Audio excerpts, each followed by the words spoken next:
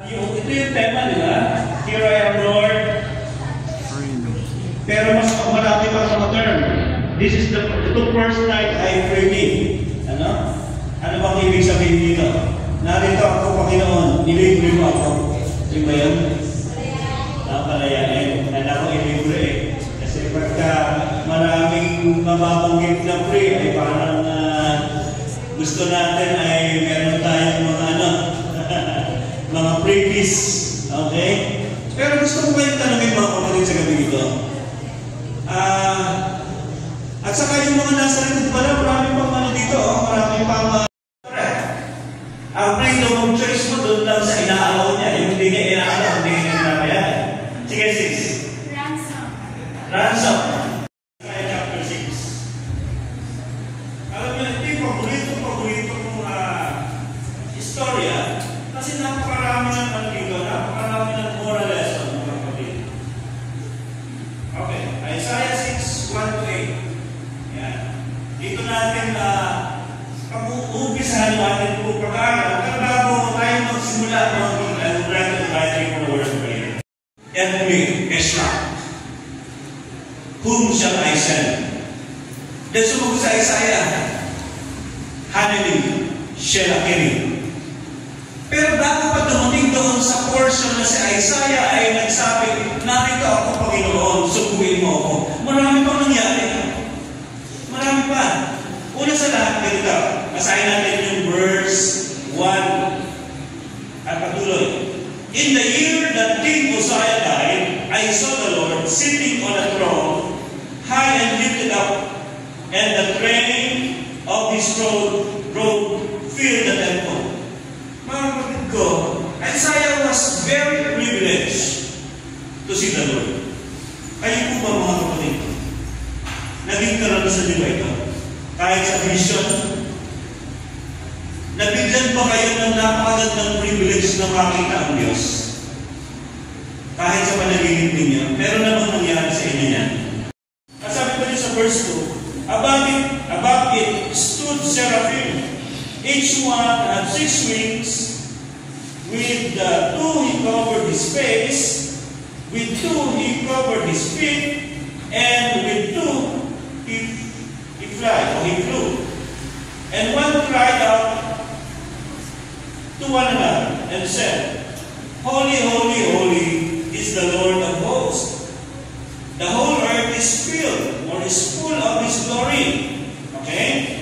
And the posts of the door were shaken by the voice of him who cried out. And the house was filled with smoke. Ito yung unang part, mga kapatid. It was a very great privilege to see the Lord.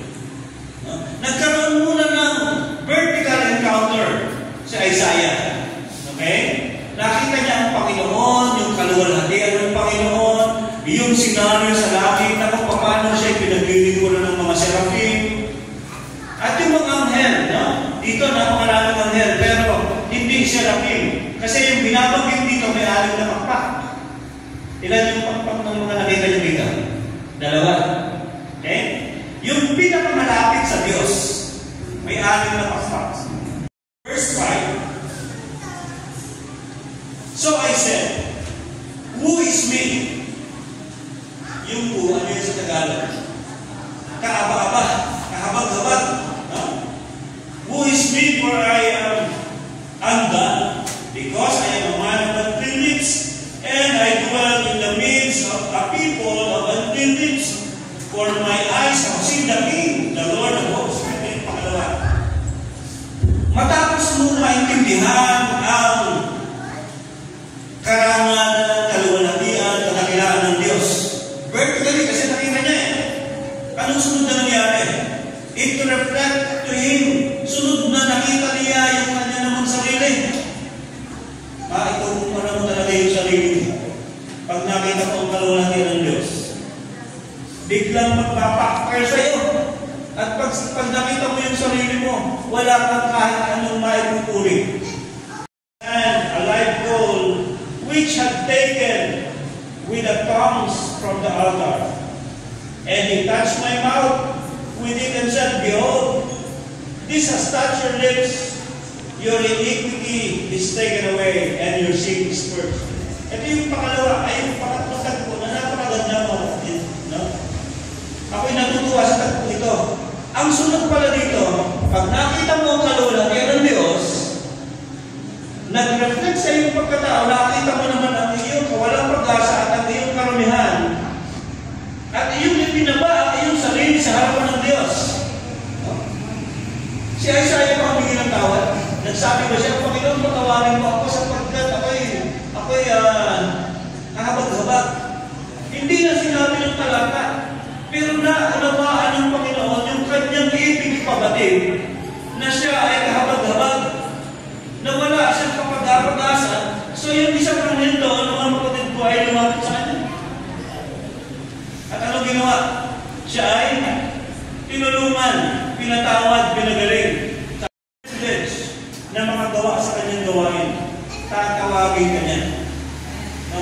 Tatawagin ka sa isang napakarangan na gawain. Doon mamarinig yung salita ng Panginoon, sino ang aking susukuin? Edwin Esha. Alam po ba ninyo? Meron isang high school student. Matagal na ito. Sa New Testament. John, chapter 8, verse 32, ganito ang sabi. And you shall know the truth, and the truth will set you free. Ano bang katotohanan yun? Yung katotohanan ng salita ng Diyos, na kapag naintindihan mo yung katotohanan ito, mga kapatid ko, ito ang tunay na kalayaan. That's part 1 na gusto ko kayo maabot ngayong gabi. Alam po ninyo, ako ay hindi Adventist, gaya ng sinabi ko sa inyo kanina. Ako ay apo ng isang pastor. Pastor ng Church of Christ. Ano po? Malapit lang dito sa Nubali, yung mga churches ng aking lolo. Malapit lang. 4. When I was 18 years old, mga kapatid, because I know the Word of God, I am free. Mga kapatid, umuwi ako sa bahay dahil alam ko, galit na yung parents ko. Kasi nalaman nila na ako yung bautismuhan eh. Yung mga ano yan, mga Church of Christ, kumbaga sa Catholic, mga sa Durado Katoliko na dinandado. Ganun din kasi pastor tayo lolo ko eh. While I was going home, nag-prepare ako ng peace offering. Kasi alam ko, matinding pagpaka na yung susunod eh. Kalahating sakong bigas ang aking dinala. Peace offering, mga kapatid. Pagdating ko sa bahay, sa terrace pala, tinarangan na ako ng mama ko. Sabi sa akin ng nanay ko, huwag ka nang umuwi dito. Hindi ka na namin kailangan. Mag-aaway lang kayo ng tatay mo. Umalis ka na. Nagulat ako. Sabi ko, ito ba ang malaya? So something in me, which motivated them to accept Jesus Christ as well. Ngayon yung sumunod sa akin, nandun sa Pennsylvania, tuturo sa ating academy. Ano po, principal, sa Blue Mountain Academy sa Pennsylvania. Ngayon, pangalawang gusto kong i-share sa inyo, in 10 minutes, natapusin ko na in 10 minutes. Ang totoong kahulugan ng kalayaan, yung freedom na inaasam-asam natin mga kapatid, sa isang malalim na kahulugan, is life eternal. Hindi nyo napansin, sa buhay natin ngayon, kahit na anong yaman mo, dahil tayo ay nahulog sa kasalanan, ang may-ari sa atin at ang end goal ng tao, kamatayan. That is holding us, no? Talagang nililimitahan ng kamatayan ang mga pribilehyo pwede natin makuha. Pero sinasabi ko, death is not the greatest loss in life.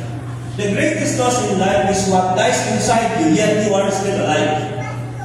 At iyan, kapag nawala iyan, yung relasyon mo sa Panginoon, talagang you are bound in prison. Death is like prison. Sa Panginoon, kapag may pag-asa ka para sa Kanya, death is just a sleep. Pero pag wala kang pag-asa, yun na. Death end mo na yun. Pero gusto ko sabihin sa inyo ngayong gabi, ang tunay na kalayaan ay kapag hindi matatapos ang lahat ng mga privilege mo, yung mga magagandang mga privileges na Panginoon lang ang makapagbibigay. Pero yung itong kalayaan na ito, mga kapatid ko, makukuha mo lang ito kapag ka lubusan ka nagpasakop sa Panginoon. Pero ngayon, at this very moment, kung pwede mong makuha itong kalayaan na ito. At kahit ngayon, at this very moment, mga kapatid ko, kung pwede mong i-claim yan. Kung pwede mong i-claim, Lord, palayain mo ako ngayon. Bigyan mo ako ng pagkakataon doon sa buhay na walang hanggan, which is my true freedom. Freedom in Christ.